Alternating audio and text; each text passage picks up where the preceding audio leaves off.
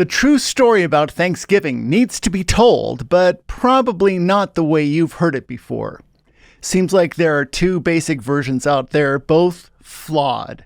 The first is the standard story we all learned as kids about the Pilgrims and the Indians and the big feast and the tradition that ensued, and it basically amounts to a fairy tale, and we all know it.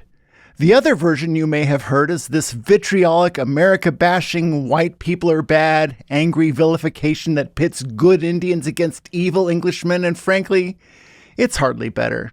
So I'm going to try and tell the story in a factual way without making good guys and bad guys out of people.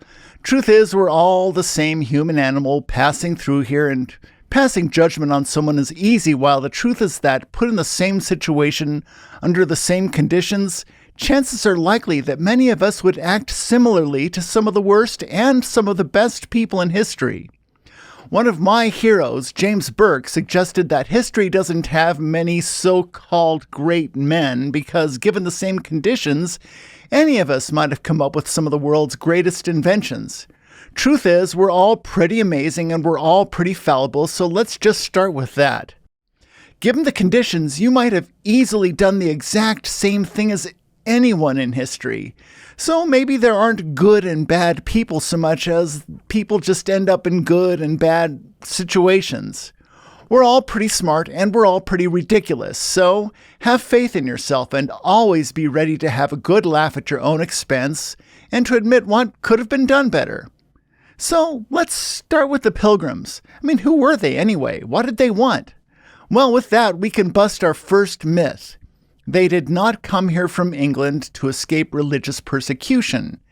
England in their time had been through a lot of changes. Henry VIII wanted to divorce his wife, but the church wouldn't let him, so he said, "Fine, I'll just start me own church. 'Tis good to be king." And so he created the Church of England, aka the Anglican Church.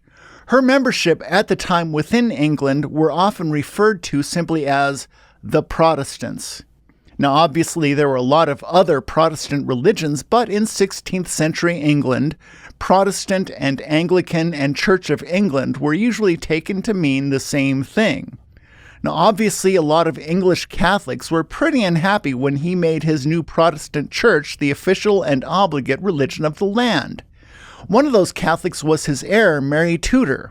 When she became Queen of England, she restored Catholicism as the official religion, killing a lot of Protestants in the process, which pissed off a lot of the not-killed Protestants.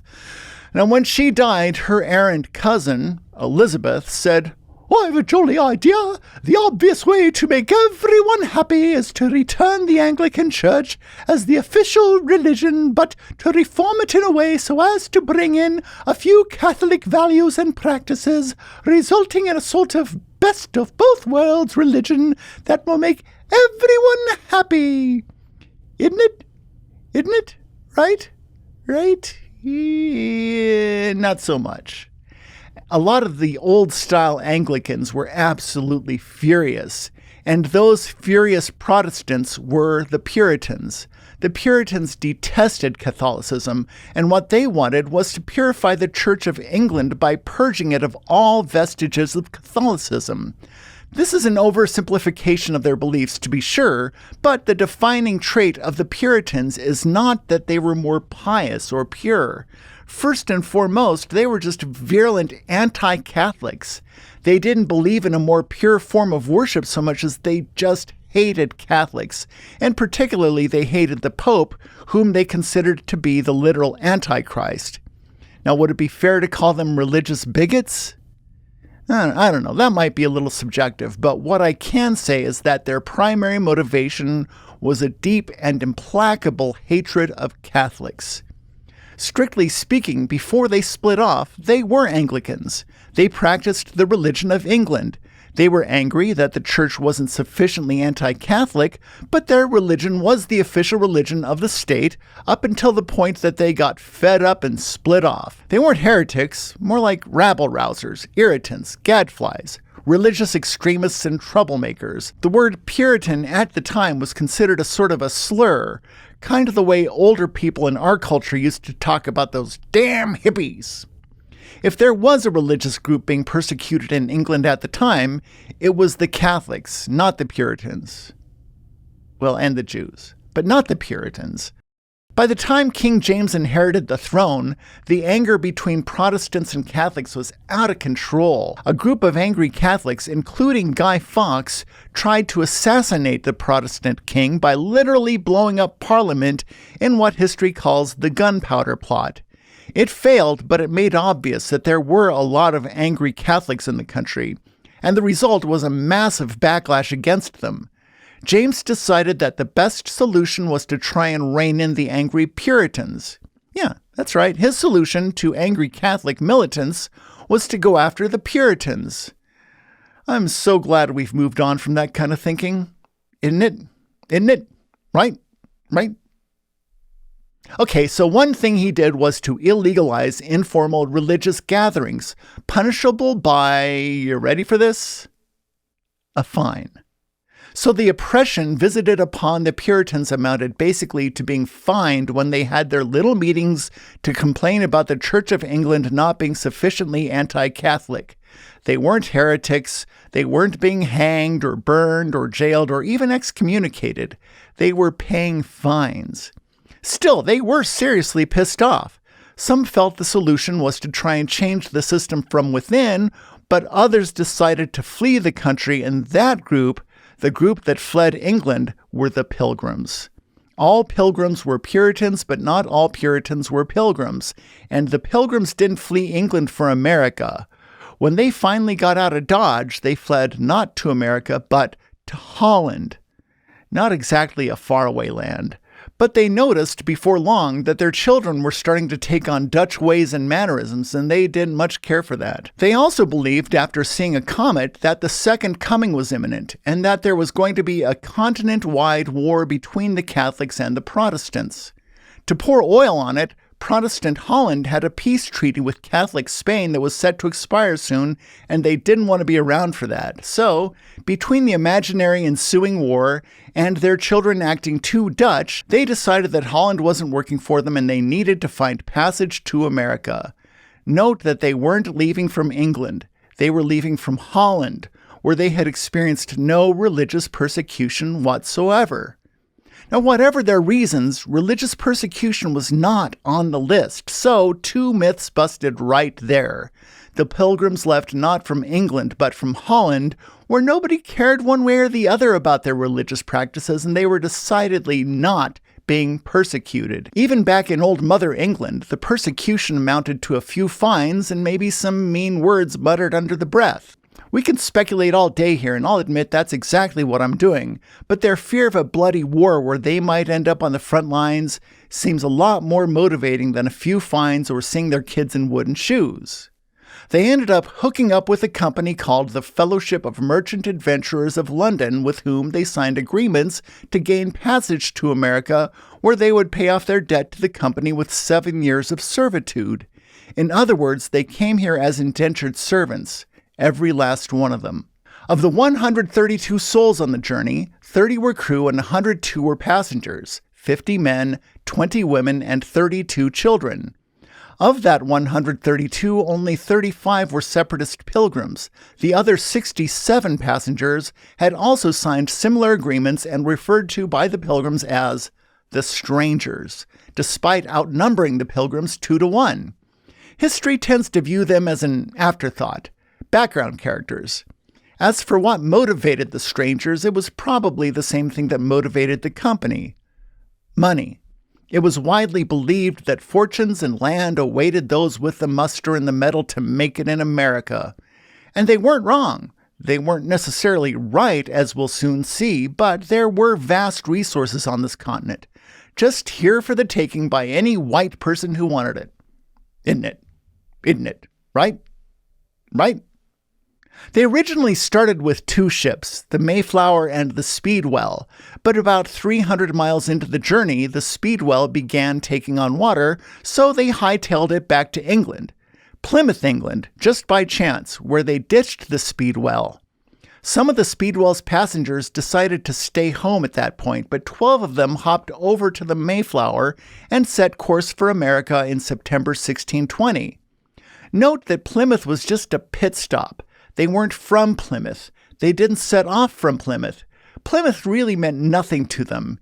As for the name of their settlement, it had already been named after being mapped by the English explorer James Smith in 1614. The Pilgrims didn't name it. They had no particular affinity for Plymouth, England, nor its name. It was just coincidence. They originally had planned to settle north of Jamestown, but storms forced them north to Cape Cod, where the most suitable place to set up was the harbor already named Plymouth. So there's your next two myths. They didn't set off from Plymouth, and they didn't give that name to the colony. Now, there was some disagreement as to whether set up in Plymouth or nearby Clark's Island, and there was some disagreement as to how to settle the disagreement. Finally, they drew up a charter you likely have heard of called the Mayflower Compact, wherein they agreed to make the decision by a vote and that everyone would honor the result. That compact is considered a highly relevant harbinger of a nascent democratic government. They couldn't have gotten that one more right. Now, by this time it was December. Most previous settlers had usually launched in February so as to leave time to clear and plant fields, but this intrepid bunch somehow felt like a winter arrival would do just fine. Oh my God, what were they thinking? I mean, when they finally arrived at Plymouth, they were in really bad shape. Now, for some reason, some historians make note of the fact that they spent Christmas Day ferrying people and supplies from the Mayflower to Plymouth, but that's basically irrelevant. Puritans didn't believe in Christmas. Christmas was a Catholic blasphemy that some Puritan towns literally had written laws against celebrating, so just get that out of your head. Any mention of Puritans observing Christmas is more myth. Any mention of Puritans celebrating any holiday aside from Sabbath is a myth. Not even Easter, so just move along, folks. Nothing to see here. One thing you've likely heard that is true is that their first winter was merciless. They were utterly unprepared, hungry and malnourished, discouraged and hopeless. Scurvy, nutritional deficiencies, fever, dysentery, and possibly suicide tore through, and only half of them survived the first winter. Only about 57 people, 22 of them children. And there's no record as to how many were pilgrims and how many were strangers. Many of those who died were propped up against trees with muskets in their hands so as to look like guards. Cadaver scarecrows. I mean, how creepy is that? For people who didn't believe in celebrating holidays, they sure knew how to put on a good Halloween, right? Isn't it? Isn't it? Right? Eh. Anyway, when spring came, they found an abandoned village. It was a mystery.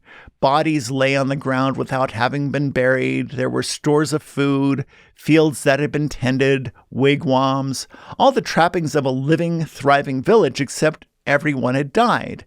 We now know that they had likely been wiped out by smallpox, which they had no immunity to, and which may have killed as many as 90% of all the people originally living on this continent. But the Pilgrims had no knowledge of germ theory, so of course, they decided it was Providence. God had seen it fit to bless them with this village, its resources, and its food.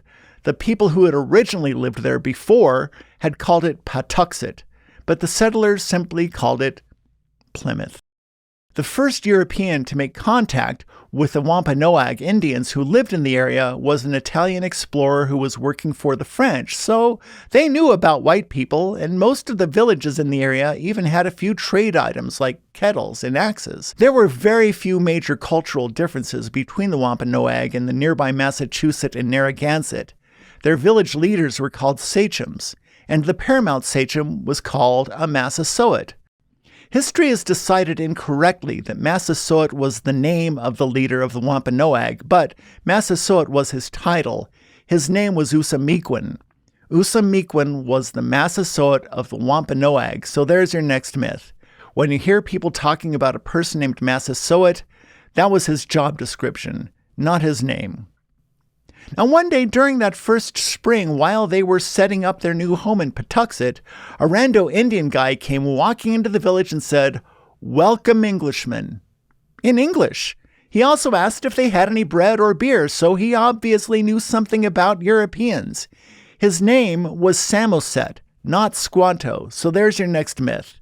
Samoset and Abenaki from Maine had been captured by the English and sold as a slave to a guy named Gorges.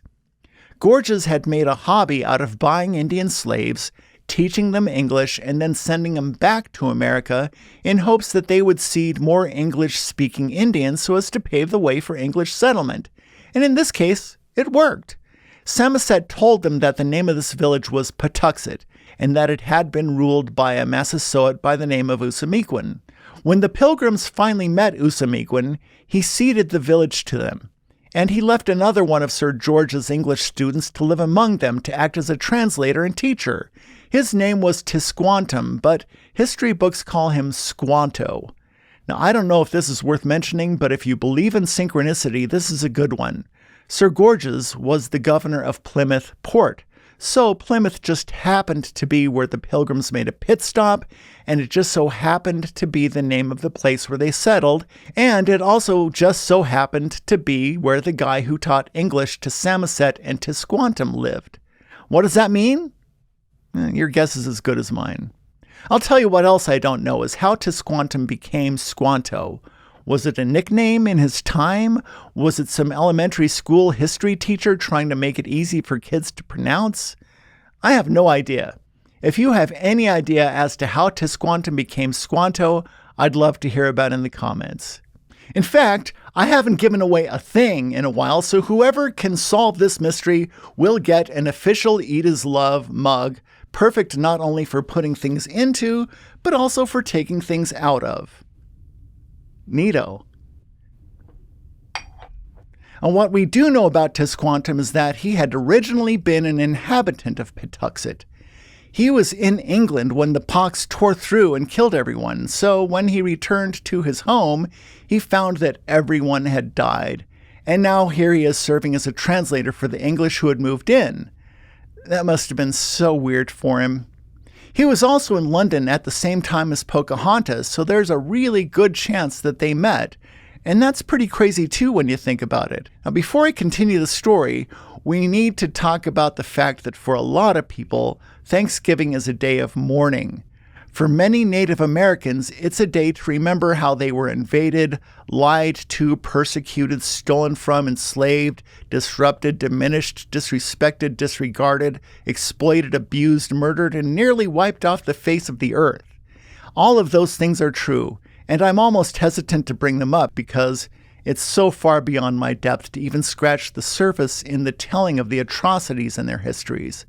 Anything I say on the matter can't help but be insulting. One, because I'm not qualified to do so, and two, it's not my story to tell. What I can say is that Thanksgiving is a made-up holiday.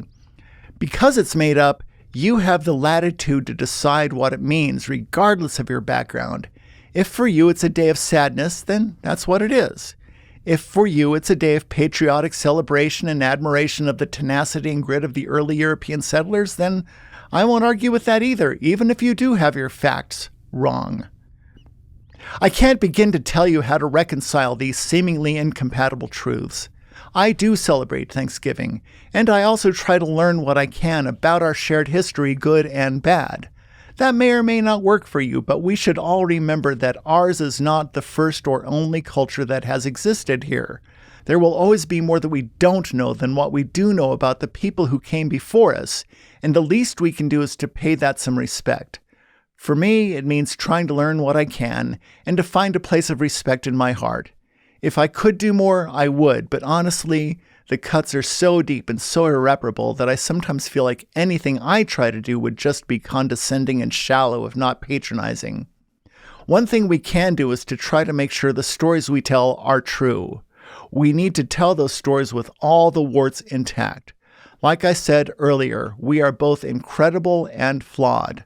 We're capable of virtue and atrocity, and our stories need to be told, to whatever extent is possible, without hyperbole or bias. And maybe that's what I'm trying to do with this video. So let's straighten out what truths we can from this story, and make what we can out of it. And on that note, let's get back to the story and do some truth-telling. The truth about the Wampanoag, and Usamequin in particular, is that they saw the English as helpless and incompetent, but well-armed. They inferred from the presence of women and children that the English had come in peace, and being on good terms with them would be advantageous. European diseases had ravaged their villages, leaving them severely weakened and not well defended against their neighbors. Their new English friends could act as a musket-toting buffer against would-be aggressors, and this peace lasted for about 50 years. With Squanto's help, the English were able to plant and raise food. As I've mentioned before, their European plants didn't thrive because the local bees weren't interested in pollinating them, but the native squash, corn, and beans did okay. But before that harvest, the Mayflower had to return to England with an empty hull. No timber, no food, no gold, nothing. Shortly thereafter, another ship from the company, the Fortune, arrived with nothing but 60-some new people, and while they tried to load it up with anything they could for its return voyage, it got plundered en route and returned with nothing, just like the Mayflower. From a financial perspective, this endeavor had yet to produce 1 shilling. Not a halfpenny. Nothing. The Pilgrims had built some houses, but not enough, and with the arrival of these new people, some of whom were pilgrims, they had to cram into what houses they had, sometimes as many as 10 people in one structure. The fall harvest was successful, if not unremarkable, and they did celebrate with a feast, which was pretty much what every medieval village did every year in every place. It wasn't anything particularly special or unique. It was just how everybody had been celebrating harvest for basically ever. So there's your next myth. The harvest feast was nothing new. It's just what every village in the world did that time of year and had for thousands of years. Part of the celebration included a little, target practice for funsies. Usamequin heard the gunfire and, assuming that the English were under attack, showed up with 90 warriors ready to defend their allies as per their treaty. And when they showed up, they just found a bunch of white people eating, and so they did the obvious. They invited themselves to join. So, goody, another myth. The settlers did not invite the Indians. They just showed up because they thought they needed to help defend the village. But they weren't mooching, no way. A few warriors went out hunting and returned with 5 deer. Nice shooting. 4 Englishmen went out fowling and returned with 5 birds. Probably ducks and geese, and so we have another myth, probably, that you hear repeated all the time, but there is no record of any turkey. It's possible, even plausible, but not probable. The only record we do have of this somewhat unremarkable feast is from a letter to a friend in England written by Edward Winslow. There are only 4 sentences regarding the feast, and that is literally all we know about it. We don't even know what day it was. He didn't say anything about turkey or hunting turkey. He said they went fowling, which generally means waterfowl, which turkeys categorically are not. Some common foods of the time they likely had but were too ordinary to bear mention would be lobster, eel, pumpkin, corn, beans, and cranberries. Yeah, lobster. It was New England, right? They even ate a fair amount of bald eagle back then, really.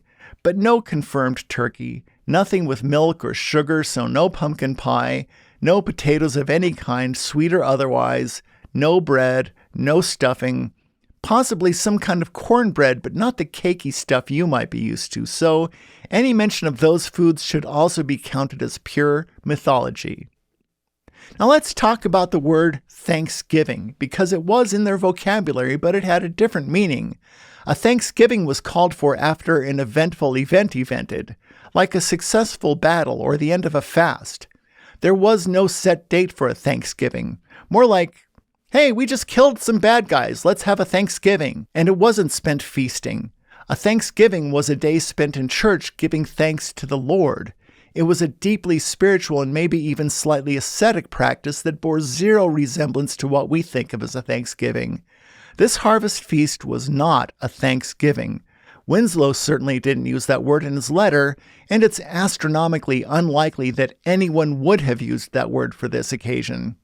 There are records of at least a couple times that they did declare Thanksgivings in Plymouth. One time they had surrounded a Pequot village, burned it to the ground, and shot anyone who tried to escape. That was a cause for Thanksgiving.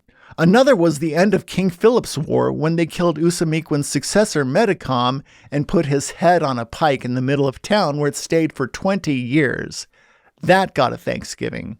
But a friendly feast with the locals to show appreciation for their friendship and help? No. Now, does that make them bad people? Absolutely not. Like I said in the beginning of this video, given the same circumstances, you or I could do the exact same. King Philip's War to this day was the bloodiest war per capita in history. It was brutal, and any sane person would wish for its end. I'm just trying to point out that they didn't use the word Thanksgiving the way we use it. And as for how we got from there to here, you might have heard another story that also doesn't hold up. You might have heard that the holiday was codified by Abe Lincoln at the urging of the editor of a ladies' magazine, but that's almost definitely not the case. The United States did declare a few Thanksgivings in the same way as had been done before. George Washington declared one after the Whiskey Rebellion was put down, and as per tradition, it was a day to be spent in church giving thanks. Madison declared one at the end of the War of 1812. Lincoln declared a handful of them, but he never codified the date, and he never declared it a recurring national holiday. That didn't happen until FDR and Congress made it an official national holiday in 1941. So, add these to your myth list. It wasn't Lincoln, and it wasn't the editor of a ladies' magazine. To sum up, that first Thanksgiving did happen, but nobody called it that. The Indians weren't invited, but were party crashers. There was no pumpkin pie, no sweet potatoes, no stuffing, and most probably no turkey. The Pilgrims didn't come from England, and Plymouth was just a pit stop. The location of their settlement had been named 12 years before they got there. They were not being persecuted in Holland at all whatsoever, and all they ever got in England were some fines and public scorn for being annoying. Massasoit's name was Usamequin. Some say that he was a Pokanoket Indian, but that was the name of his village, not his tribe, which was the Wampanoag. Squanto's name was Tisquantum, and he died in shame, by the way, after he was discovered lying about his importance and accepting tribute from the middling sachems. The Puritans didn't celebrate Christmas. Lincoln didn't invent Thanksgiving. The first Thanksgiving was not considered to be an actual Thanksgiving at the time because at the time that meant something else. By 1626, the merchant adventurers went bankrupt. The following year, England got dragged into the 30 Years' War, declared war on France, and no longer had a reliable source of beaver pelts. The English settlers realized they had a veritable gold mine of beavers up in Maine and made oodles of boodles selling those. In 1625, King James died and was succeeded by Charles, whose wife was Catholic, which pissed off even more Puritans, who started leaving England in droves. In 1630, a ship arrived with 1,000 Puritans, and the Pilgrim separatist movement pretty much stopped existing, as the area was now pretty much all Puritans. Usamequin died in 1623 and was succeeded by Metacom, also known as King Philip, leading to, as I said, the bloodiest war in our history, and Anglo-Indian relations have never been good since.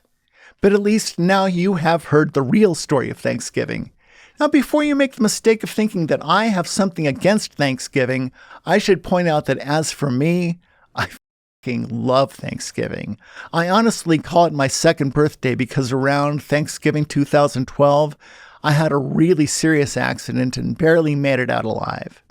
I don't want to go into details here, but it's a veritable miracle that I'm still here, and every year since then, I have celebrated Thanksgiving with fervor.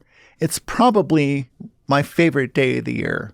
It's because I love Thanksgiving so much that I want its true story to be told. But part of the awesomeness of Thanksgiving is that you get to decide what it means to you. The bright side of it being so fallacious, so made up, and so utterly riddled with shameless mendacity is that you are not beholden to adhere to anything true or real about it. Everything about it is made up, so you too get to make it up to be whatever you want.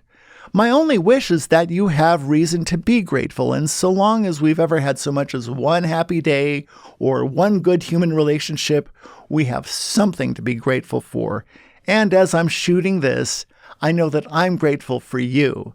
The fact that I get to make this video and the knowledge that you will watch it absolutely fills my heart.